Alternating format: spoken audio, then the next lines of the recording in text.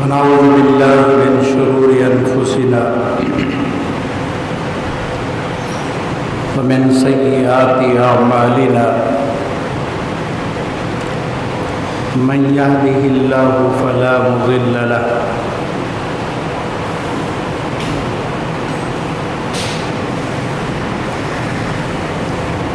ونشهد أن لا إله إلا الله وحده لا شريك له أما بعد أعوذ بالله من الشيطان الرجيم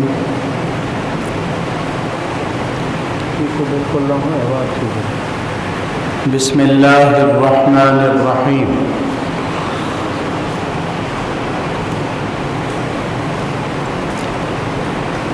يا أيها الذين آمنوا إذا نودي للصلاة من يوم الجمعة فاسعوا إلى ذكر الله وذروا البيع ذلكم خير لكم إن كنتم تعلمون وقال تعالى فسيكفيكهم الله وهو السميع العليم وقال تعالى لقد رضي الله عن المؤمنين إذ يبايعونك تحت الشجرة قال النبي صلى الله عليه وسلم قال أمرني ربي زوجوا الصبان لو كان لي ثالثة لزوجته وما زوجته إلا بالوحي من الله تعالى قال علي رضي الله عنه سمعت النبي صلى الله عليه وسلم يقول لو أن لي 40 ابنة لزوجتك واحدة بعد واحدة وقال النبي صلى الله عليه وسلم لكل نبي رفيق في الجنة ورفيقي فيها عثمان وقال رسول الله صلى الله عليه وسلم ألا أستحيي من رجل يستحيي منه الملائكة اللهم صل على سيدنا ومولانا محمد وعلى آل سيدنا ومولانا محمد وبارك وسلم میں نے گزشتہ جمعے مظلوم مدینہ ناشر قرآن باحیا انسان خلیفہ ثالث خلیفہ راشد حضرت عثمان ابن عفان رضی اللہ پر کچھ باتیں میں نے نقل کی تھی اور میں نے وعدہ کیا تھا کہ انشاءاللہ آئندہ جمعے حضرت عثمان غنی رضی اللہ تعالیٰ کی شہادت اور وجہ شہادت اور کچھ مزید باتیں آپ حضرات سے بیان کرنے کی کوشش کروں گا۔ اس وقت عثمان غنی رضی اللہ تعالیٰ کی زندگی کی تھوڑی سی جھلک پیش کرنے کے بعد میں آپ کی شہادت اور ان کے امت پر جو احسانات ہیں اس کا ذکر کروں گا۔ اللہ ہم سب کو تمام صحابہ کا ادب، احترام اور ان کی محبت نصیب فرمائے۔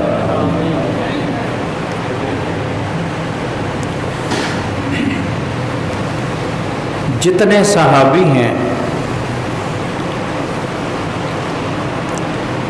ان سب صحابہ کو اللہ نے میرے آقا کے لیے چنا ہے۔ ان اللہ اختار لی واختار لی اصحابی، اللہ نے مجھ کو بھی چنا ہے، میرے لیے میرے صحابہ کو بھی چنا ہے۔ ابو بکر صدیق رضی اللہ کو چنا گیا، فاروق اعظم کو خلافت کے لیے نبی کی یاری کے لیے چنا گیا، عثمان بن عفان رضی اللہ کو چنا گیا، علی المرتضی رضی اللہ تعالیٰ کو چنا گیا۔ یہ چنے ہوئے لوگ ہیں اور ان کا چناؤ اللہ کی طرف سے ہے اور اللہ نے ان کو چنا ہے۔ اور صرف چنا نہیں، میرے آقا نے جن کو رشتے دیے ہیں وہ بھی اس لیے دیے ہیں کہ اللہ کا حکم ہوا ہے کہ رشتے ان کو دو، اور جن سے اللہ کے نبی نے رشتے لیے ہیں وہ بھی اللہ کا حکم ہوا ہے کہ ان سے رشتے لو۔ نہ اپنی مرضی سے میرے آقا نے اپنا رشتہ کیا، نہ اپنی مرضی سے اپنی بیٹیوں کا رشتہ کیا، بلکہ میرے آقا نے فرمایا جبریل علیہ السلام میرے پاس آئے ہیں اور مجھے آ کر انہوں نے یہ بات کہی ہے کہ آپ کی بیٹی بی بی رقیہ کا انتقال ہو گیا ہے، ام کلثوم کا نکاح بھی حضرت عثمان بن عفان سے کر دو۔ اور میرے آقا نے فرمایا اگر 30 میری بیٹیاں ہوتی تو میں ایک کے بعد دوسری بیٹی کا نکاح بھی علی المرتضی حضرت عثمان بن عفان سے کرتا۔ جب میرے آقا کی دوسری بیٹی کا انتقال ہوا تو بہت پریشان تھے عثمان بن عفان رضی اللہ۔ پہلی بیٹی حضور کی حضرت رقیہ رضی اللہ عنہا کا انتقال ہوا، بہت پریشان تھے۔ میرے آقا کو اللہ کا حکم ہوا کہ اب دوسری بیٹی بھی ان کو دے دو۔ ام کلثوم رضی اللہ کا رشتہ حضرت عثمان بن عفان سے میرے آقا نے کر دیا۔ اللہ کی قدرت کچھ دنوں کے بعد ان کا بھی انتقال ہوا تو عثمان بن عفان بہت پریشان تھے۔ حضور نے فرمایا عثمان کیوں پریشان ہو؟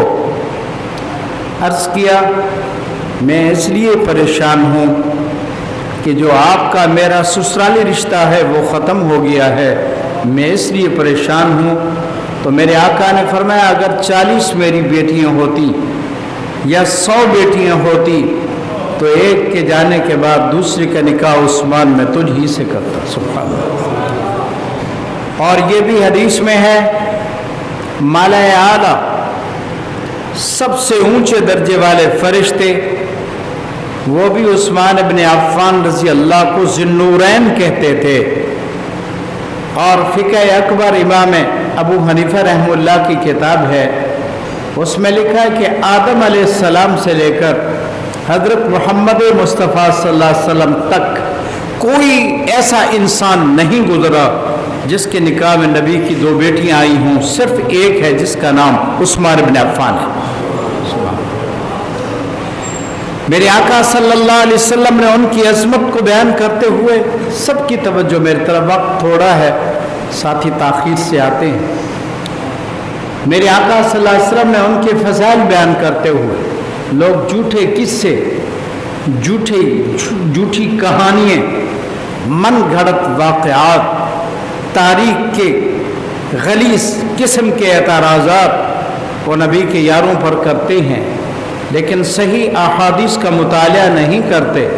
اگر کریں تو اندازہ ہو جائے گا کہ اللہ کے نزدیک ان کی عزت کیا ہے۔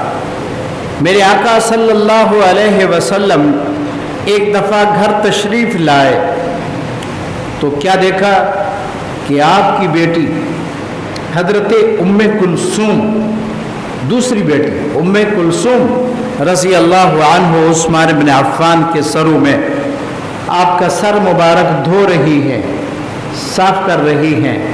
تو میرے آقا نے فرمایا بیٹی اس کا خیال کیا کرو، کیونکہ اخلاق کے اعتبار سے یہ ایسا ہے جیسے میں ہوں۔ سبحان اللہ، اخلاق کے اعتبار سے یہ مجھ سے ملتا ہے۔ ایک حدیث میں ہے یہ اخلاق کے اعتبار سے حضرت ابراہیم علیہ السلام سے ملتا ہے، یہ ان کی مشابہت ان کے ساتھ ہے۔ اور ایک حدیث میں تو میرے آقا صلی اللہ علیہ وسلم نے عثمان بن عفان رضی اللہ تعالی عنہ کو عجیب بات دی ہے، فرمایا اخلاق کے اعتبار سے یہ حضرت یوسف صدیق، حضرت یوسف علیہ السلام کے متعلق کان صدیقا نبیہ، یہ صدیق سچے نبی، صدیق نبی، فرمایا یہ ان کے ساتھ ملتا ہے، اخلاق کے اعتبار سے یہ اس طرح ہے۔ اور آپ حیران ہوں گے جو حضرت محمد صلی اللہ علیہ وسلم سے مشابہت رکھتا ہو، ابراہیم خلیل اللہ سے رکھتا ہو اور یوسف صدیق سے رکھتا ہو، میرے آقا اس کے متعلق یہ الفاظ کہتے ہوں، خود سوچو نا اس کی عزت کیا ہے، اس کی عظمت کیا ہے، وہ کیسا انسان ہے۔ حضرت عثمان بن عفان رضی اللہ تعالیٰ عنہ کو خلیفہ بنایا گیا۔ توجہ میری طرف رہے، اسلام کا نظام نظام خلافت ہے، شورائی نظام ہے کہ مشورے کے ساتھ کسی کو بڑا بنا لو اور سارا نظام اس کے سپرد کرو، جب تک ٹھیک چلے ٹھیک ہے ورنہ ہٹا دو۔ جمہوریت لعنت ہے، نظام جمہوری غیر اسلامی نظام ہے۔ کیسے 10 بھنگی چرسی پرلے درجے کے شرابی زانی ایک طرف اور 9 وقت کے چنے ہوئے ولی ایک طرف، جمہوریت کہتی ہے 1 ووٹ زیادہ ان کا ہے، اس لیے بڑا اس کو بناؤ، اور اسلام کہتا ہے نہیں، بندوں کو نہ تولو نہ گنو، بندوں کو گنو نہیں تولو، ایک آدمی نیک متقی، حدیث میں ہے پوری دنیا اگر بھر جائے تو اس سے بھی زیادہ قیمتی ہے۔ ایک آدمی گزرا، میرے آقا صلی اللہ علیہ وسلم نے پوچھا یہ کون ہے؟ صحابہ نے عرض کیا یہ وہ غریب صحابی ہے، اگر کسی کے دروازے پر جائے تو اس کا استقبال نہیں ہوتا، اگر رشتہ مانگے تو رشتہ نہیں ملتا، اگر کسی کی سفارش کرے اس کی سفارش کوئی نہیں سنتا۔ میرے آقا صلی اللہ علیہ وسلم چپ رہے۔ کچھ دیر کے بعد ایک اور آدمی گزرا، میرے آقا صلی اللہ علیہ وسلم نے پوچھا یہ کون؟ کہا بڑی عزت والا ہے، اگر یہ کسی کے دروازے پر جائے تو احترام میں دروازہ کھول دیتے ہیں اور بھگت کرتے ہیں، اگر یہ کسی سے رشتہ مانگے تو رشتہ مل جاتا ہے، اگر سفارش کرے اس کی سفارش قبول ہوتی ہے، یہ وہ ہے۔ میرے آقا صلی اللہ علیہ وسلم نے فرمایا اس جیسے آدمیوں سے پوری دنیا بھر جائے، وہ پہلا جو مسکین مسلمان ہے وہ ایک اللہ کے نزدیک ان سب سے زیادہ قیمتی ہے۔ جمہوریت میں گنا جاتا ہے، اسلام میں تولا جاتا ہے۔ حضرت عمر رضی اللہ کی شہادت کے بعد، میں انشاءاللہ آئندہ جمعہ حضرت عمر رضی اللہ کی شہادت پر کچھ کہوں گا، آپ کی شہادت کے بعد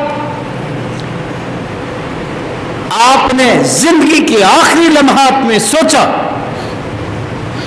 کہ میں کسی کو خلیفہ بنا دوں تو یہ میرے اوپر بوجھ ہے، اگر امت کو ویسے چھوڑ دیتا ہوں پھر بھی پریشانی ہے، کیا کروں؟ 6 آدمیوں کو چنا، اس میں حضرت عبد الرحمن بن عوف، علی بن ابی طالب، حضرت عثمان بن عفان اور صحابی 3، ان 6 کو چنا، فرمایا تم آپس میں مشورہ کر کے کسی کو اپنا امیر بنا لینا۔ اس کو شورائیت کہتے ہیں، شورا مشورہ، وامرہم شورا بینہم۔ قرآن نے تعریف کی ہے ایمان والوں کی کہ ایمان والوں کے معاملات مشورے سے طے ہوتے ہیں۔ پھر کیا ہوا؟ اب 6 کا اجلاس ہوا، کوئی بات طے نہیں ہو رہی تھی۔ اللہ کی جب مدد ہوتی ہے پھر یوں ہوتا ہے، 3 نے اپنا حق 3 پر ڈالا کہ ہم 3 اپنا حق ان پر ڈالتے ہیں، یہ جس کو چاہے بنا لے۔ باقی بچے صرف 3. حضرت عبد الرحمن بن عوف رضی اللہ تعالی عنہ بھی بہت پریشان تھے، کیا کیا جائے. اور حضرت عمر رضی اللہ تعالیٰ نے ایک صحابی کو فرمایا تھا کہ جب تک خلیفہ نہیں طے ہوتا امامت آپ کرائیں گے. جیسے ہمارے یہاں نگران وزیر اعظم، وہ بھی ایجنٹ ہوتا ہے امریکہ کا، لوٹ پھاٹ کر بھاگ جاتا ہے. تو نگران امامت آپ کرائیں گے، مسلح خالی نہیں ہونا چاہیے. مشورے کے ساتھ حضرت عثمان ابن عفان کو خلیفہ بنایا گیا. توجہ میری طرف. لیکن ایسا نہیں، حضرت عبد الرحمن ابن عوف نے مجمع عام میں بھی لوگوں سے پوچھا، بتاؤ یہ ٹھیک ہے بندہ؟ اور علیحدہ بھی راتوں کو جا کر لوگوں سے علیحدہ بھی پوچھا، اور آنے والے بحر کے علاقوں کے لوگوں سے بھی پوچھا، دیہاتیوں سے پوچھا، شہروں سے پوچھا، اور مدینہ منورہ میں رہنے والی خواتین تک پوچھا کہ یہ بندہ کیسا ہے. حتیٰ کہ حضرت عبد الرحمن بن عوف رضی اللہ تعالیٰ نے مدرسے میں پڑھنے والے بچے تھے نا چھوٹے، ان سے بھی پوچھا یہ بندہ کیسا ہے. پھر اس کو آپ نے مشورے کے ساتھ خلیفہ بنایا کہ حضرت عمر کے بعد اب خلیفہ آپ ہوں گے. کہہ دو رضی اللہ تعالیٰ. اس طرح بندے کو چننا کیا مشکل ہے. پوری خانقاہ میں ایک آدمی کو چننا ہو کہ یہ ہمارا بڑا ہے، جیسے چاہے فیصلہ کرے. ہر ایک سے پوچھو نا، اماموں سے پوچھو، دکانداروں سے پوچھو، خواتین سے پوچھو، بچوں سے پوچھو، سچ جھوٹ واضح ہو جائے گا. خلیفہ بنایا گیا. توجہ میری طرف. بعض روایات میں ہے سب سے پہلے جس نے حضرت عثمان بن عفان کے ہاتھ پر بیعت کی وہ علی المرتضیٰ ہے. کہہ دو رضی اللہ. تم جس پیر اور مرشد کی بیعت کرو اس کے خلاف بات سننا بھی پسند نہ کرو. اور شیر خدا شیر حیدر علی المرتضیٰ جیسا عظیم انسان نبی کے منبر پر کسی کے ہاتھ پر بیعت کرو، تم کو یہ مسلمان نہیں ہے. تیرا پیر و مرشد حق، تیرا امام درست. 12 سال تک حضرت حسن بھی، حسین بھی، علی المرتضیٰ بھی حضرت عثمان غنی کے پیچھے نمازیں پڑھتے رہے. تیرا امام ٹھیک ہے، ان کا امام غلط ہے. تیرا پیر ٹھیک ہے جو ہر چیز سے فارغ ہے، نماز سے، روزے سے، حلال سے، حرام سے، داڑھی نہیں، مونچھ نہیں، شکل بندو جیسی نہیں، گلے میں کڑے ہیں، پاؤں میں ہاتھوں میں کڑے ہیں، انگوٹھی ہیں، حلال حرام جانتا نہیں، کھانا ادھر کھاتا ہے، کہتے نماز میں اور ملک میں پڑھتا ہوں. تیرا پیر و مرشد ٹھیک ہے اور علی المرتضیٰ جس کے ہاتھ پر بیعت کریں وہ ٹھیک نہیں ہے. تو دیکھ لو قیامت کے دن بھی حضرت علی کے سامنے تیرا منہ آئے گا، ملاقات ہوگی، پھر دیکھ لینا تیرا حشر کیا ہوتا ہے. عثمان غنی کو گالی دینے والا وہ اصل میں حضرت علی المرتضیٰ کو گالی دیتا ہے کہ ٹھیک بندہ نہیں تھا، اس کو امام بنایا. کیوں بنایا؟ اس کے بعد حضرت عثمان غنی رضی اللہ نے ویسے خلافت چلائی جیسے حضرت ابو بکر عمر نے چلائی. کہہ دو رضی اللہ تعالیٰ. کو بخیلو، صحابی کے نام پر رضی اللہ کہنا چاہیے. وہ نہ ہوتے جناب آج ہم مندروں میں ہوتے، مسجدوں میں نہ ہوتے. صحابہ نہ ہوتے آج ہم گرنتھ پڑھتے، نہ جانے کیا غلیظ چیزیں پڑھتے، قرآن جیسی مقدس کتاب کی زیارت بھی نصیب نہ ہوتی. یہ انہیں کا صدقہ ہے. کہہ دو رضی اللہ تعالیٰ عنہ. کیا ہوا؟ خلیفہ بنے. آپ کے دور میں 50 سے زیادہ ملک فتح ہوئے. کتنے؟ بولو بولو. اتنا اسلام پھیلا. بحری بیڑے بنائے، بحری بیڑوں کی لڑائی کی، مسلمانوں کو غلبہ ملا. پھیلا اسلام بہت پھیلا. عثمان غنی رضی اللہ تعالیٰ عنہ کے اس کام کی وجہ سے اسلام دشمن کو بڑی تکلیف تھی کہ اسلام پھیل کیوں رہا ہے۔ آج بھی مسلمانوں کے اسلام کی وجہ سے کتنے بے ایمانوں کو تکلیف ہے۔ عثمان غنی رضی اللہ تعالیٰ نے اپنے دور میں انصاف کرنے میں تو حد کر دی، رحم دل تھے، رحم دل تھے۔ وَأَصْدَقُهُمْ حَيَاءً عثمان، حیا کے اعتبار سے بھی سب سے بڑے اور رحم دل بھی بڑے زبردست۔ حیا والے تو اتنے تھے کہ ایک جھگڑا تھا، کسی بات کا معاملہ تھا، رسول اللہ صلی اللہ علیہ وسلم بھی موجود تھے، عثمان بن عفان رضی اللہ وہاں گئے، بات کرتے ہوئے آپ کا یہ سینہ کھل گیا، یہ بٹن کھل گیا، بٹن نہیں تھے اس وقت جو چیز، یہ سینہ کھل گیا۔ میرے آقا کو فرشتے نظر آتے تھے، حضور صلی اللہ علیہ وسلم نے دیکھا کہ فرشتے ہٹ رہے ہیں، حیا کر رہے ہیں، ہٹ گئے۔ میں عثمان، اللہ کے فرشتے تجھ سے حیا کرتے ہیں، یہ بٹن بند، یہ اپنا گریبان بند کرو، فرشتے بھی ہٹ گئے ہیں حیا کرنے کی وجہ سے، تیرا اتنا حیا کرتے ہیں فرشتے۔ جس سے فرشتے حیا کرتے ہیں انسانوں کو حیا نہیں آتی۔ عثمان غنی رضی اللہ کے دور میں دین پھیلا، اسلام پھیلا۔ توجہ میری طرف، کچھ کام انہوں نے ایسے کیے جو قیامت تک نبی کی امت ان کے احسانوں کا بدلہ نہیں اتار سکتی۔ میں ان میں سے کچھ کو تذکرہ کرتا ہوں۔ ایک کام یہ کیا کہ قرآن پاک اترا تو عربی زبان میں، قرآن عربیہ، قرآن عربی زبان میں اترا، لیکن قرآن پاک مختلف قراتوں میں پڑھا جاتا ہے، مختلف قراتوں میں، لفظوں کا کسی ملک میں اور طریقے سے، کسی میں اور، لفظ وہی، معنی مفہوم وہی، صرف اس کے پڑھنے کے انداز میں اور اس میں والشمس وضحاہا، ایک روایت میں والشمس وضحیہا، تو یہ فرق، تو اس میں مسلمانوں کا اختلاف ہوا بہت زیادہ۔ کوئی کہتا تھا ہماری لغت میں جو قرآن پڑھا جاتا ہے یہ درست، دوسرا کہتا ہماری لغت میں جو پڑھا جاتا ہے یہ درست۔ اختلاف، انتشار بہت مسلمانوں میں، پوری جہاں تک اسلامی حکومت تھی جھگڑے تھے۔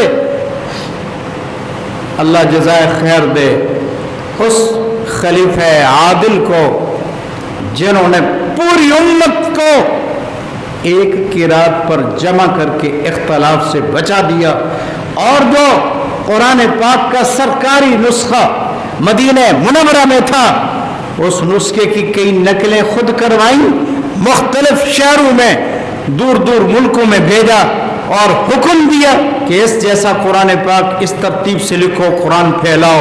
پوری دنیا میں قرآن کو پھیلانے والا ایک ہے جس کا نام عثمان بن عفان ہے۔ سبحان اللہ، یہ ناشر قرآن ہے اور پوری امت کو ایک قرات پر جمع کرنے والے ہیں، نبی کی امت کو فتنے سے بچانے والے ہیں۔ میں نے خطبے میں قرآن کی آیت پڑھی، اذا نودی للصلاۃ من یوم الجمعہ۔ بظاہر تو جوڑ نہیں سمجھ میں آتا کہ فضیلت عثمان بن عفان کی، اور آیت پڑھی میں نے جمعہ والی، لیکن غور کرو گے تو جوڑ سمجھ میں آتا ہے۔ رسول اللہ صلی اللہ علیہ وسلم کے دور میں جمعے کی ایک اذان ہوتی تھی، کیا کہا میں نے؟ بولو بولو، اللہ کے بندو بولو۔ حضور کے دور میں جمعے کی، ابو بکر صدیق کے دور میں جمعے کی ایک اذان ہوتی تھی، عمر بن خطاب رضی اللہ کا دور آیا تو جمعے کی ایک اذان ہوتی تھی۔ جب عثمان بن عفان کا دور آیا، اسلام پھیلا، مسجدیں بھر گئیں، بڑے لوگ اسلام میں آئے، تو آپ نے جمعے کی ایک اذان جو امام کے سامنے دی جاتی ہے اس کو باقی رکھا۔ میرے آقا کے دور میں بھی یہی ہوتی تھی، آپ نے جمعے سے پہلے جو ایک اذان ہوتی ہے اس کا اضافہ کیا۔ سبحان اللہ۔ اور فرمایا مسلمان اپنے کاروبار میں تجارت میں ہوتے ہیں، اذا لودی للصلاۃ من یوم الجمعۃ فسعوا الی ذکر اللہ، پہلی اذان کا اضافہ کیا کہ جب یہ اذان ہو جائے کام چھوڑو فوراً مسجد میں آؤ، بذر البیع، بیچنا خریدنا چھوڑ دو۔ عثمان ابن عفان نے پہلی اذان کا اضافہ کیا، اس وقت ہزاروں کی تعداد میں صحابہ موجود تھے، کسی صحابی نے اعتراض نہیں کیا تم کیسے خلیفہ ہو، وہ کام کرتے ہو جس کو رسول اللہ نے، حضرت ابو بکر نے، حضرت عمر نے نہیں کیا، تم کیوں کرتے ہو؟ کسی کو بولنے کی ہمت نہیں ہوئی۔ آپ خلیفہ راشد تھے، آپ کا طریقہ بھی سنت ہے۔ اس وقت سے اذان جمعے کی دوسری شروع ہوئی۔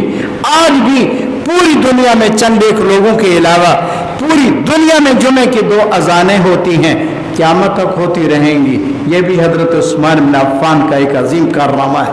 سبحان اللہ۔ پہلی اذان پر بیچنا خریدنا چھوڑ دو۔ اللہ تعالیٰ نے آپ کو یہ عزت بخشی ہے، اور بلکہ مولانا علامہ خالد محمود رحمہم اللہ تعالی عنہ تو فرماتے ہیں کہ ہندوستان میں اسلام آیا یہ بھی عثمان بن عفان کا احسان ہے۔ جی، ان نبی کے یاروں کے صدقے سے اسلام پھیلا ہے، اور آج اسلام تو کیا پھیلے گا، اسلام سے ہم متنفر کر رہے لوگوں کو۔ وہ ایک جماعت کا ساتھی وہ کہتا ہے میرے ہاتھ پر کچھ لڑکے ہندو مسلمان ہوئے، 3 لڑکے، میں بڑا خوش ہوا۔ کہتے کچھ دنوں کے بعد میں نے کہا ملنے کے لیے جاؤں تو پتہ چلا وہ تینوں بے ایمان ہو گئے، دوبارہ مرتد ہو گئے۔ میں نے ایک سے پوچھا، ملا اس کو، نے کہا کیا ہوا تجھے؟ تو مسلمان ہوا تھا۔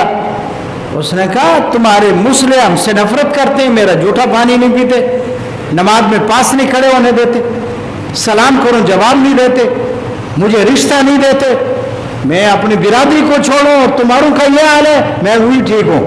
استغفر اللہ کہو ہے، استغفر اللہ۔ ہم کافروں کو کیا مسلمان کریں گے، اپنا یہ حال ہے۔ کہتے میں نے دوسرے سے پوچھا بھئی تیرا کیا بنا؟ اس نے کہا میں کیا بتاؤں، یہ مسجد کے سامنے ساری دکانیں مسلمانوں کی ہیں، اذان ہوتی ہے وہ بھی نہیں بند کرتے، میں بھی نہیں بند کرتا، وہ بھی نہیں جاتے، میں بھی نہیں جاتا۔ میں ان سے تھوڑا بدماش ہوں، یہ مجھ سے زیادہ بدماش ہیں، شراب پیتے ہیں، زنا کرتے ہیں، یہ کرتے ہیں، وہ کرتے ہیں، میں تو کرتا ہی نہیں۔ ہم لوگ مسلمان ہونے میں رکاوٹ ہیں، رکاوٹ، خود بھی پکے نہیں، اور جو ہونا چاہتا ہے ہماری حرکتوں دیکھ کر اسلام سے دور ہو جاتا ہے۔ آپ کے دور میں اسلام پھیلا اور اتنی زیادہ جنگیں لڑی گئیں جس کی حد ہی کوئی نہیں۔ سارے خلفاء میں سب سے زیادہ خلافت راشدہ کا دور میں سب سے زیادہ وقت جو خلافت کا ملا ہے اللہ کی طرف سے حضرت عثمان بن عفان کو ملا ہے۔ کہہ دو رضی اللہ عنہ۔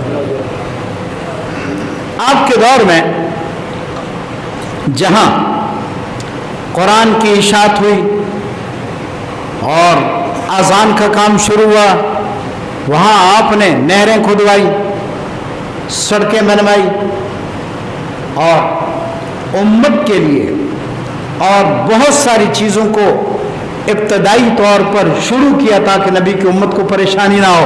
وہی کام آج بھی چل رہے ہیں۔ ایک وقت آیا، یہ خود نیک کتنا تھے، خلیفے کو نیک ہونا چاہیے، یہ اکثر روزے سے رہتے تھے، سال بھر روزے، بس ان دنوں میں روزے چھوڑتے تھے جن دنوں میں شریعت اجازت دیتی ہے، وہ نہیں رکھتے تھے، اور رات کو تھوڑا سوتے تھے، اکثر حصہ نہیں، رات کا کافی حصہ، 2 رکعت نماز پڑھتے تو پورا قرآن 1 رکعت میں پڑھ کر ختم کرتے، اور دوسری رکعت میں تھوڑا سا پڑھ کر اس کو پورا کر دیتے تھے۔ یہ آپ کا معمول تھا کہ پوری رات کے اندر 1 قرآن روزانہ پڑھنا معمول تھا نماز میں۔ یہ خلیفہ راشد ہے۔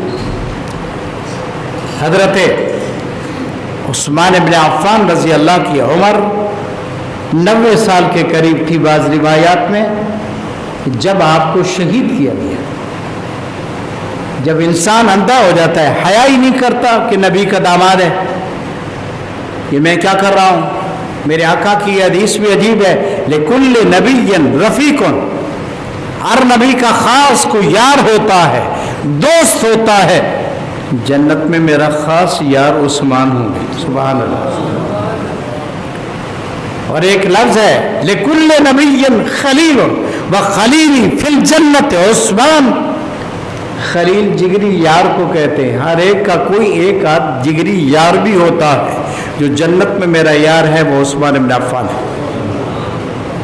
یہ فضائل، یہ مناقب، یہ عزت ہے. حضرت عثمان غنی رضی اللہ تعالی کے خلاف مصر کے لوگ اور کوفہ کے لوگ اور بصرہ کے لوگ، یہ 3 قسم کے کمینے لوگ، کوفہ، بصرہ، مصر، ان لوگوں نے آپ پر اعتراضات کرنے شروع کر دیے. اور ان ظالموں نے اعتراضات کے ساتھ ساتھ عبداللہ ابن سبا یہودی بڑا بے ایمان تھا، یہودی اور نسل تک کمینہ، اس بے ایمان نے مسلمانوں کو اکسایا، لوگوں کو اکسایا کہ یہ بوڑھا ہو گیا ہے، خلیفہ نیا ہونا چاہیے. وہ لوگ جن کے جرموں کی وجہ سے کوئی زانی تھا اس کو کوڑے لگے، کوئی شرابی تھا اس کو کوڑے لگے، کسی کا والد قاتل تھا تو اس کو قتل کیا گیا، کوئی جرم کی وجہ سے جیل میں تھا، کسی نے ناجائز نکاح کیے ہوئے تھے، عثمان بن عفان رضی اللہ عنہ نے نکاحوں کو توڑا کہ غلط ہیں، اسلام کے خلاف ہیں، ان سب کو دشمنی تھی. ان بدبخت لوگوں نے بڑے ہیلے کے ساتھ، بڑے بہانوں کے ساتھ، بڑی چالاکی کے ساتھ عبداللہ ابن سبا یہودی کے کہنے سے کئی 100 آدمی جمع ہوا اور حضرت عثمان غنی کے خلاف اعتراضات کرنے شروع کر دیے. لکھا انہوں نے ایک خط لکھا ہے، وہ بھی ایک سارا فسانہ ہے، اور یہ بوڑھے ہو گئے ہیں، ان کو خلافت سے ہٹ جانا چاہیے، اب نوجوان آنے چاہیے. اور کسی نے کہا کہ انہوں نے اپنے خاص بندے، اپنے عہدے دے دیے، اپنے خاص بندوں کو کیوں دیا ہے. اس طرح کے اعتراض کرنا کوئی مشکل ہے. وہ کہتے ہیں ایک آدمی کی بیوی نہیں مانتی تھی اس کو ولی، وہ کہتا تھا میں اللہ کا ولی ہوں، سارے لوگ میرا ادب کرتے ہیں، تو بھی حیا کر. وہ کہتی میں خوب جانتی ہوں تیری ولایت کو، ولی تو وہ ہے جو اڑتا ہوا گزرتا ہے، جو ہوا میں اڑے. ولی کا اپنا کمال نہیں ہوتا، اس کو کرامت کہتے ہیں. اللہ چاہے تو ایسا ہو جاتا ہے. تو ایک دفعہ اس نے دعا کی، یا اللہ میری بیوی بک بک کرتی ہے، اس کا منہ بند ہو. تو قادر ہے، دعا کر کیا تو اللہ پاک نے اس کو اڑنے کی توفیق دی. وہ اڑتا اڑتا گھر کے اوپر سے گزرا تو بیوی آٹا گوندھ رہی تھی، اس نے دیکھا ایک آدمی اڑتے ہوئے جا رہا ہے، پہچانا نہیں کہ میرا شوہر ہے. گھر آئے، سلام دعا کیا اور اس نے کہا ولی تو بنا ہوا ہے. ولی تو ایسے ہوتے ہیں جو اڑتے ہیں. کہا کب آپ نے اڑتا ہوا دیکھا ہے؟ کہا میں نے دیکھا ہے، ابھی ایک ولی گزرا ہے، اڑتا ہوا جا رہا تھا. تو وہ ہنس کر کہنے لگا تو آٹا گوندھ رہی تھی نا، وہ تو میں ہی تھا. کہا اس لیے تو ٹیڑھا ٹیڑھا جا رہا تھا نا، ٹیڑھا ٹیڑھا. چلو سیدھا یا ٹیڑھا اڑتا ہوا تو جا رہا تھا کہ نہیں. اعتراض ہوتا ہے. عثمان بن عفان پر بھی اعتراضات ہوئے. حج کا موقع تھا، آپ نے اپنے تمام علاقوں میں یہ اعلان کیا ہوا تھا کہ جس کو جو شکایت ہو، میرے سب گورنر بھی حج کے لیے آئیں گے، اور رعایا میں بھی ہر آدمی کو جس کو شکایت ہو وہ میرے پاس آئے مدینہ منورہ میں اس کی بات سنوں گا، اس کو عدل انصاف سے کے مطابق پورا اس کو حق دلواؤں گا. ہمارے گورنر کیا نماز پڑھیں گے؟ نماز ہی نہیں پڑھتے، آج کیا کریں گے؟ البتہ حکومت کا خرچہ ہو پھر روز بھیج دو، چاہے آج ہو یا نہ ہو. اپنے خرچے سے کریں تو پتہ چلے. تو ان بے ایمانوں نے ایک سازش بنائی کہ صحابہ سارے حج کے لیے چلے جائیں گے، مدینہ منورہ میں اکیلے ہوں گے عثمان بن عفان، صحابہ کی تعداد کم ہوگی، جا کر آپ کے گھر کا گھیراؤ کرو۔ تقریباً 700 کے قریب آدمی جمع ہوا۔ میں نے بتایا کہ کسی کا والد جیل میں تھا، کسی کا نکاح غلط تھا، کسی کے اوپر اور الزام تھا، ان کو سزائیں ملی۔ حضرت عثمان غنی رضی اللہ تعالیٰ کا گھر مسجد نبوی کے بالکل متصل تھا۔ اب وہ جگہ بھی آپ کے گھر میں مسجد نبوی میں شامل ہو گئی ہے۔ حضرت کے گھر کو گھیرے میں لے لیا، آپ اندر محصور ہیں، آپ کی ایک بیوی ہے جس کا نام حضرت نائلہ ہے رضی اللہ عنہ۔ توجہ رہے میری طرف۔ ان میں ایک مطالبہ یہ تھا کہ خلافت چھوڑ دو، بس ختم، آپ نہیں خلیفہ کوئی اور بناتے۔ آپ کے اور میرے دل میں بھی سوال آ سکتا ہے کہ چھوڑ دینا چاہیے، بوڑھے ہو گئے اب چھوڑ دینی چاہیے، کیوں باقی رکھا ہے؟ میرے آقا نے پہلے فرما دی تھی یہ بات، عثمان اللہ آپ کو خلافت کی قمیض پہنائے گا، منافق آپ کی قمیض اتارنا چاہیں گے، خلافت چھیننا چاہیں گے، جان دے دینا، قمیض نہیں اتارنی۔ سبحان اللہ کہو، سبحان اللہ۔ اور انہوں نے فرمایا تھا یہ تو نہیں ہو سکتا۔ میرے آقا نے یہ بھی فرمایا تھا عثمان غنی سے کہ آپ کو شہید کیا جائے گا اور آپ کے سامنے اس وقت قرآن ہوگا اور آپ کے خون کے قطرے اس لفظ پر پڑیں گے، فَسَيَكْفِيكَهُمُ اللَّهُ وَهُوَ السَّمِيعُ الْعَلِيمُ۔ ایسا ہی ہوا۔ حضرت عثمان غنی رضی اللہ تعالیٰ کا گھیراؤ ہو گیا۔ مدینہ منورہ میں صحابہ موجود تھے اور بھی، اس کو کہتے ہیں امیر کی اطاعت، بڑوں کا مان کر چلنا۔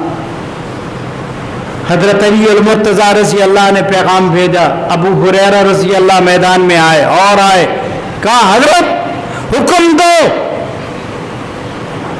ہم ان کا مقابلہ کرتے ہیں، ان باغیوں میں سے کوئی زندہ نہیں بچ کر جائے گا، اجازت دو، آپ امیر ہو۔ فرمایا نہیں، میرے آقا نے فرمایا تھا صبر کرنا، میں صبر کروں گا، میں لڑنا بھی نہیں چاہتا، لڑنے کی اجازت بھی نہیں دیتا، تلواروں کو نیام میں کر دو۔ اور آپ کے پاس غلام تھے، فرمایا جو غلام اپنی تلوار کو نیام میں ڈال دے گا میری طرف سے آزاد ہے، جاؤ۔ ہر جمعے وہ غلاموں کو آزاد کرتے تھے، 20 غلام تو اس دن آزاد کیے جس دن شہید ہونا تھا۔ صحابہ بڑے پریشان ہیں کہ حضرت اجازت بھی نہیں دیتے لڑنے کی، ان بے ایمانوں نے گھیراؤ کیا ہوا ہے۔ سیدنا امیر معاویہ رضی اللہ تعالیٰ کا پیغام پہنچا کہ ایسا کرو کہ آپ شام میں میرے پاس آ جاؤ۔ فرمایا نہیں، نبی کا شہر چھوڑ کر ادھر نہیں جاتا۔ سبحان اللہ۔ صحابہ نے کہا چلو اجازت دو لڑائی کی، فرمایا نبی کے شہر میں خون بہہ جائے، میں اس کو بھی گوارا نہیں کروں۔ مطالبہ ہے ان کا خلافت چھوڑ دو، فرمایا میرے آقا نے فرمایا تھا خلافت نہیں چھوڑنی، میں وہ بھی نہیں چھوڑ سکتا، گھر میں ہیں۔ توجہ میری طرف، اسلام دشمنوں کی باتیں مت سنو۔ علی المرتضیٰ رضی اللہ نے اپنے بیٹوں کو بھیجا، حضرت حسن کو بھی بھیجا، حضرت حسین رضی اللہ کو بھیجا، فرمایا جاؤ چچے کے گھر دروازے پر پہرا دو، اندر کسی کو داخل نہ ہونے دو۔ خود کیوں نہیں آئے؟ آپ کو اجازت ہی نہیں تھی۔ نوجوانوں نے خود اپنی مرضی سے پہرے دیے۔ صحابہ گھروں میں رو رہے ہیں، پریشان ہیں۔ پھر 40 دن تک گھیراؤ رہا۔ کتنے دن رہا؟ کتنے دن؟ جی۔ جرم کیا ہے؟ قصور کیا ہے؟ پیغمبر کا دورہ داماد ہے، خلیفہ راشد ہے، علی المرتضیٰ کے امام ہیں۔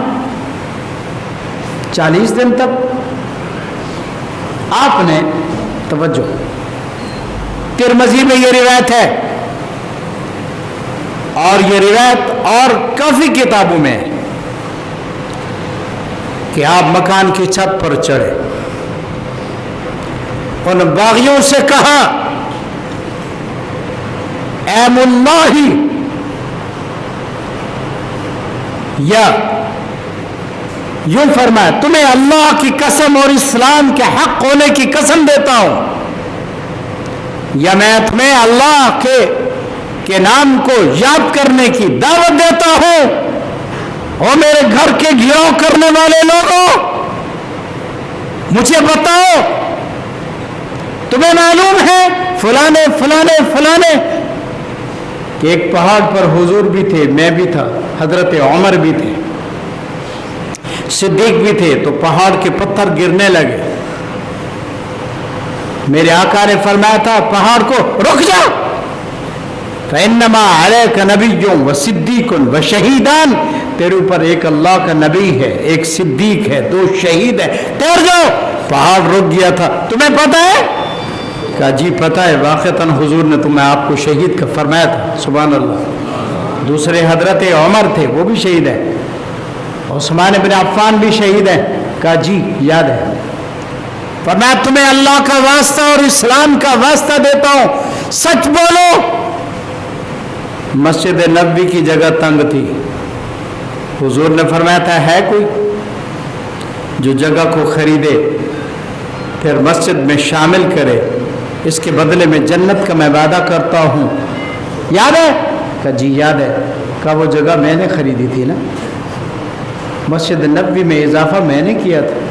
اتنا ظلم بھی ہوتا ہے؟ جس جگہ کو میں نے خریدا اور مسجد میں میں نے بطور اضافے کے دیا، نبی نے جنت کا وعدہ کیا، آج اس مسجد میں مجھے 2 رکعت نماز بھی نہیں پڑھنے دیتے. وہ مسجد نبوی ہے، اس کی جگہ کو اضافہ کر کے خریدنے والے عثمان بن عفان ہیں، لیکن ظالموں نے آپ کو نماز کے لیے بھی مسجد میں نہیں آنے دیتے تھے. استغفر اللہ ہی کہہ دو. اخبارات، ریڈیو، ٹی وی پر جھوٹے قصے سننے والوں کو اس مظلوم کا کیا پتا.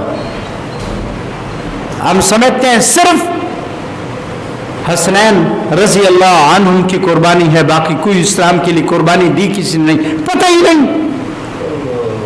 اگر غور کرو، حضرت حسن اور حسین رضی اللہ نے حضرت علی کے رضی اللہ کے حکم سے حضرت عثمان غنی کے گھر کا پہرا دیا، تو علی المرتضیٰ کے بیٹے شاگرد نظر آتے ہیں، عثمان غنی امام نظر آتے ہیں، استاد نظر آتے ہیں. اس کے قربانی کا پتہ ہی نہیں. نہ اہل سنت کا مولانا بیان کرتا ہے ممبر پر، نہ عوام کو کچھ پتہ ہے. بس فیس بکوں کے اندر گھسے ہوئے ہیں، جو اس میں سچ یا جھوٹ اس کو ہم قرآن سمجھتے ہیں. عثمان غنی رضی اللہ تعالیٰ نے فرمایا اچھا اس مسجد میں مجھے 2 رکعت نماز پڑھنے کی اجازت دیتے ہو؟ فرمایا تمہیں قسم دیتا ہوں اللہ کی، اسلام کی، جھوٹ نہ بولنا. ایک کنواں تھا بیر روما، یہودی کے قبضے میں تھا، وہ پانی بیچتا تھا، مسلمانوں کو بڑی دقت تھی. میرے آقا نے فرمایا ہے کوئی خریدے، میں اس کے لیے جنت کا وعدہ کرتا ہوں، اور ڈول اپنا نہیں مسلمانوں کے لیے وقف کر دے بس. بعض کتابوں میں تو لکھا ہے 1,00,000 روپیہ اس وقت خرچ ہوا تھا، یہودی نے اتنے پیسے مانگے. آپ نے خریدا کنواں، مسلمانوں کو دے دیا، ڈول ان کے نام وقف کر دیا. مانتے ہو؟ سب نے کہا جی مانتے ہیں. آپ نے خریدا، اس لیے بعض کتابوں میں لکھا ہے اس کنویں کا نام بھی بیر جنت ہے. یہ کنواں جس کو جنت کے بدلے میں میرے آقا کے کہنے سے عثمان بن عفان نے خریدا. کہہ دو رضی اللہ تعالیٰ. فرمایا مانتے ہو؟ سب نے کہا جی وہ کنواں آپ نے خریدا. فرمایا اتنا ظلم بھی ہوتا ہے؟ میرے خریدے ہوئے کنویں سے مجھے پانی بھی نہیں پینے دیتے. میں دریائے شور کا پانی پیتا ہوں، تمہیں میرے اپنے کنویں سے پانی نہیں دیتے. پھر فرمایا تمہیں اسلام کا واسطہ، تمہیں قرآن کا واسطہ. غزوہ تبوک جس کو جیش العشرہ کہتے ہیں، میرے آقا نے چندے کا اعلان کیا. پہلے 100 اونٹ میں نے کوہان اور اس کے پلان سمیت دیے. پھر اعلان کیا میں نے 200 اونٹ اور دیے. फिर ऐलान किया 300 ऊंट और दिए, ये तकरीबन 600 ऊंट दिए मैंने। याद है मेरे आका ने क्या फरमाया था? माजर्रा उस्मान, उस्मान तो उससे कोई गुनाह भी हो जाएगा तो तेरी पकड़ नहीं होगी। उलमा ने लिखा ये लफ्ज तो उससे गुनाह हो जाएगा, पकड़ नहीं। ये उस्मान गनी के जन्नती होने की अलामत है, निशानी है, नबी ने पहले बता दिया। याद है तुम्हें? कहा जी बेशक, आपने ही खरीदा था। फरमाया फिर मेरे घर का तुम घिराव करते हो? कह दो हजरत अली के ऊपर रजी अल्लाह ताला अन्हु, कह दो रजी अल्लाह। नमाज का वक्त हुआ, मस्जिद नबवी में अजान हुई, लोग जमा हुए नमाज के लिए। हजरत अली अल मुर्तजा से फरमाया आओ आप इमामत कराएं। फरमाया वाह, नबी के खलीफे को तुमने घर बंद रखा हुआ है, वो मस्जिद नबी में नमाज ना पढ़ सके, मैं तुम्हारी इमामत कराऊं? मैं नहीं कराता। अकेले नमाज पढ़कर नाराज होकर घर चले गए, इमामत नहीं कराई। कि खलीफे को तुमने घर में बंद किया हुआ और मुझे कहे तो इमामत कराओ। आखिर 40 दिनों के बाद तवज्जो मेरी तरफ, ख्वाब देखा, एक घर में सुराख था। मेरे आका के ख्वाब में ज़ियारत हुई। फरमाया उस्मान बहुत प्यास लगी है? कहा जी हजरत बड़ी प्यास लगी। फरमाया ये डोल है, पानी पी लो। मेरे आका ने ख्वाब में पानी पिलाया। सुभान अल्लाह ही कह दो। पक्की पक्की बातें, कच्ची बातें नहीं हैं, ये किस्से नहीं हैं गड़े हुए जनाब। पिलाया पानी, जब उठे तो पानी पेट भरा हुआ था और प्यास ख़त्म थी। हुजूर ने फरमाया अच्छा आज जुमे का दिन है? कि जी जुमे का दिन है। फरमाया रोज़ा है? जी रोज़े की नियत करूँगा। जब उठे आप ख्वाब से बेदार हुए तो रोज़े की नियत कर ली। बीवी ने कहा कुछ खाया नहीं पिया नहीं, रोज़ा? फरमाया हुजूर ने पानी पिला दिया है, फरमा दिया है आज इफ्तारी मेरे पास है। सुभान अल्लाह। जी इफ्तारी मेरे पास है, तो मैं उधर जाऊंगा, लगता है शहीद हो जाऊंगा। फिर उस्मान गनी रजी अल्लाह के पास 20 गुलाम थे। फरमाया जाओ तुम भी आज़ाद हो, छोड़ दिया उनको। आपने एक पजामा बनवा कर रखा था, पजामा पहना, कपड़े बदले, खुशबू लगाई। कुरान पाक के कारी थे लेकिन देख कर भी पढ़ते थे। कुरान को पढ़ना शुरू कर दिया देख कर, वैसे भी पढ़ते थे। हाय जालिमों ने कहा 40 दिन हो गए इधर पहुंच नहीं सकते, क्या करें? तो उन्होंने बदमाशी की, दीवारें फैलान कर अंदर आए। इतना भी हया नहीं किया कि नबी की बेटियों का शौहर है। जब इंसान अंधा हो जाता है, उसको इल्म नहीं नजर आता, कमाल नहीं नजर आया, शराफत नहीं नजर आती, इंसान अंधा है, वो जुल्म करने पर मजबूर हो जाता है। ये नहीं देखता कि अंजाम क्या होगा। दीवार के पीछे से आए और उस्मान गनी रजी अल्लाह कुरान पढ़ रहे थे। आते ही एक जालिम ने सर पे लठ मारी तो खून के कतरे कुरान की उस आयत पर गिरे जिसके लिए मेरे आका ने फरमाया था उस्मान तेरा खून कुरान की इस आयत पर गिरेगा। फसयकफीकहुमुल्लाहु वहुवस समीउल अलीम। आज भी वो मिस्र के अजायब खाने में कुरान मुकद्दस मौजूद है। मजलूम मदीना के खून के कतरे भी मौजूद हैं। क़यामत के दिन ये कुरान उनके हक में गवाही देगा कि ये मजलूम है। शर्म नहीं आई? 90 साल के बूढ़े को मारते हो, कसूर कोई नहीं। हाय, एक ने जाकर दाढ़ी को पकड़ा तो आपने फरमाया तेरा अब्बा तो इस दाढ़ी का बहुत लिहाज करता था, अगर तेरा अब्बा तुझे देख लेता वो राजी न होता। उसने दाढ़ी को छोड़ दिया। हजरत उस्मान इब्न अफ़्फ़ान रज़ी अल्लाह की बीवी थी जिसका नाम हजरत नाइला था। एक आदमी तलवार मारना चाहता था तो बीबी ने हाथ आगे किए, उसने ऐसे मारी कि बीबी की उंगलियां भी कट गई। हाय, मकान की छत पर चढ़कर कहने लगी लोगों अमीरुल मोमिनीन को शहीद कर दिया गया है और आपने उन मारने वालों को कहा ये पैगंबर के दौरे दामाद हैं, एक रात में रोजाना एक रकात में कुरान पढ़ने वाले हैं, क्यों मारते हो? لیکن ان ظالموں نے کچھ سنا نہیں. مکان پر چڑھ کر فرمایا شہید کر دیے گئے. حضرت حسن حضرت حسین رضی اللہ یہ پہرے پر تھے, دروازے پر بڑا زور لگایا, زخمی ہو گئے. حضرت حسن رضی اللہ بہت زخمی ہوئے. صحابی کہتے ہیں اٹھا کر لے جانے والا میں تھا, اتنے زخمی ہو گئے. لیکن آئے تھے دیوار کے پیچھے, یہ بھاگتے ہوئے گئے اور کہا ابو چاچے کو شہید کر دیا گیا ہے. اتنا علی اور مرتضیٰ کو غصہ آیا کہ ایک بچے کو تھپڑ مارا, ایک کو مکہ مارا, تم زندہ رہے, تمہارے چاچے کو مار دیا گیا. ابو ہم دروازے پر تھے, یہ پیچھے سے آئے, ہمارا کوئی قصور نہیں ہے.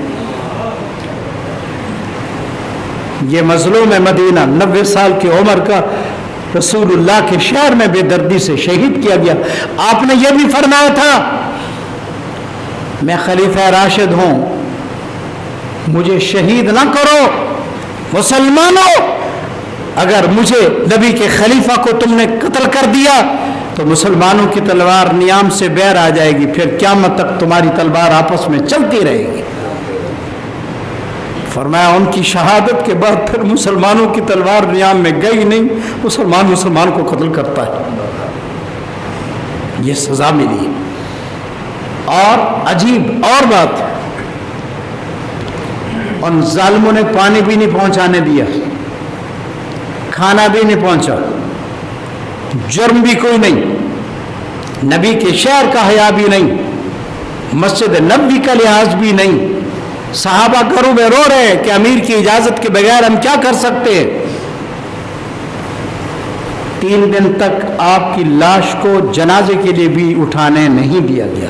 استغفر اللہ کو استغفر اللہ. جھوٹے قصے سنتے ہو, واقعات. کیا ساری دنیا میں صرف حضرت حسین مظلوم ہے بس؟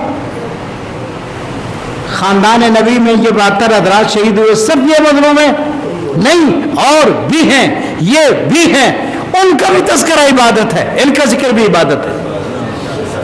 کیوں نہیں کرتے ان کا تذکرہ؟ ہمارے گھروں میں 50,000 کے موبائل اور ٹی وی سکرینیں اور 50 روپے کی دین کو سکھانے والی کتاب نہیں ہے. دین کیسے آئے گا؟ 3 دن تک آپ کی لاش کو نہیں اٹھایا گیا, اٹھانے بھی نہیں دیا گیا.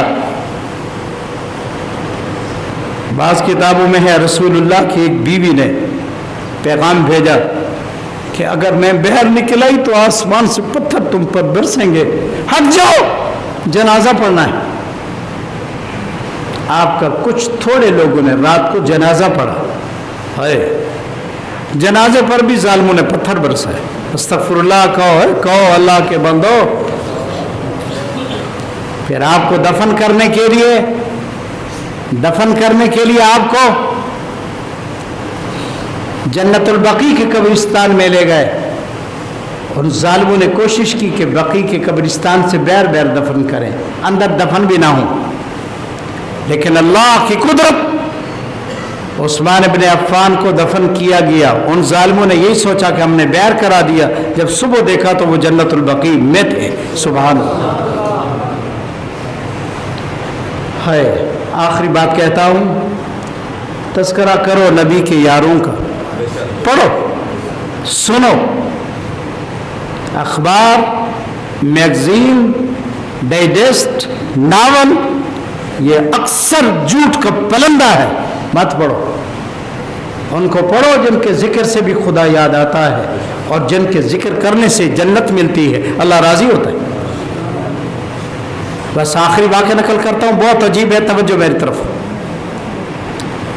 عثمان غنی کی سخاوت کا عالم یہ تھا کہ صدیق اکبر رضی اللہ تعالیٰ کے دور میں گندم کا سلسلہ ختم ہو گیا, قحط پڑ گیا, بہت پریشان تھے کہ کیا کریں.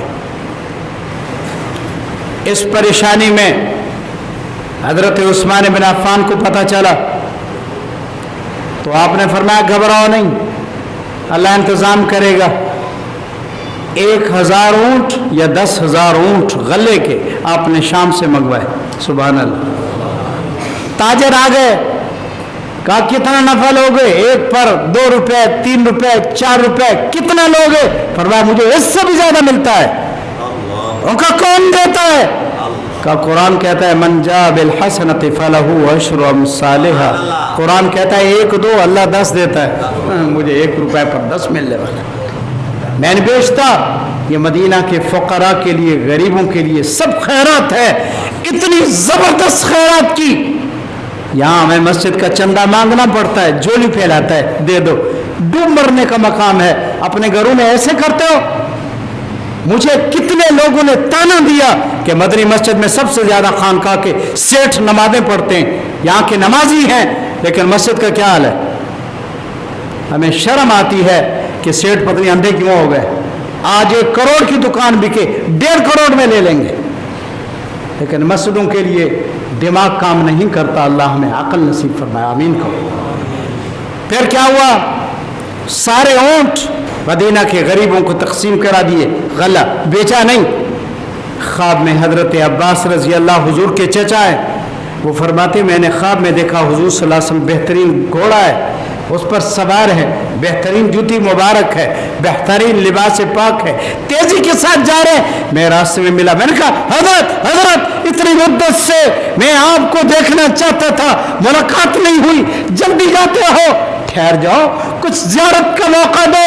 میرے آقا نے فرمایا چھوڑو، میں نے جلدی جانا ہے، جنت کی ایک حور ہے خاص، اس کے ساتھ عثمان بن عفان کا نکاح ہونا ہے، اللہ اس کا نکاح ادھر کر رہے ہیں۔ انہوں نے اتنا صدقہ مدینہ کے فقیروں پر کیا، اللہ کو پسند آیا، میں نے اس نکاح کی تقریب میں شامل ہونا ہے، اس لیے میں جلدی جا رہا ہوں۔ سبحان اللہ، وہ عثمان ہیں۔ 18 ذی الحجہ کو، اس مہینے کی 18 تاریخ کو بے دردی سے ان کو شہید کیا گیا۔ آج ہم قرآن پڑھتے ہیں کہ ان کا صدقہ، اگر وہ یہ محنت نہ کرتے تو قرآن کا دیدار بھی ہمیں نصیب نہ ہوتا۔ اس لیے ہمیں چاہیے سب صحابہ کا نام پر اپنی اولاد کا نام رکھو، نام بھی ان جیسے رکھو، یہ نام اللہ کو پسند ہے، اور ان کا تذکرہ گھروں میں کرو، سنو، اور ٹی وی ریڈیو کے جھوٹوں اور حرام چیزوں کو سننا بند کر دو۔ مجلسیں سننا، پڑھنا، جانا، ان جیسی شکل و صورت بنانا، یہ ظلم ہے، ایمان کا خطرہ ہے، اس میں نبی کے یاروں کو بکا جاتا ہے۔ ہم نبی کے یاروں کی مدح کرتے ہیں، اور بس اس لفظ پر بات کو ختم کرتا ہوں، حسنین کے امام ہیں عثمان، کہہ دو رضی اللہ، امام ہیں، امام۔ خیال کرنا، مقتدی کے سامنے امام کو گالی دی جائے تو مقتدی کو تکلیف ہوتی ہے۔ اگر غیرت ہو، اگر خانقاہ والے نا، اوروں کی بات ہے، یہاں تو مردہ لوگ ہیں، چاہے مار بھی ڈالو، ان کی بات نہیں ہے۔ عثمان بن عفان کو گالی دینے سے ان کے امام کی توہین ہے۔ حسنین ان کو چاچا کہتے تھے، یہ ان کے گھر کی خدمت کرتے تھے۔ بی بی فاطمہ الزہرا کے نکاح کا سارا خرچہ عثمان بن عفان نے دیا تھا۔ سوچ کر بات کرو کہ کیا کہتے ہو، اور نبی کے یہ جانشین، یہ خلیفہ، میرے آقا اتنے راضی۔ ایک دفعہ گھر آئے، گوشت آیا ہوا تھا، بھوک لگی ہوئی تھی، پوچھا کہاں سے آیا؟ کہا یہ بھونا ہوا گوشت عثمان غنی نے آپ کے لیے بھیجا ہے۔ میرے آقا نے ہاتھ اٹھایا، فرمایا اللہ عثمان تجھے راضی کرنے کی بڑی فکر کرتا ہے، میں نبی دعا کرتا ہوں تو بھی راضی ہو جاؤ۔ اللہ ہم سب کو نبی کے صحابہ کی محبت نصیب فرمائے، اسی پر خاتمہ فرمائے۔ واخر دعوانا الحمدللہ رب العالمین۔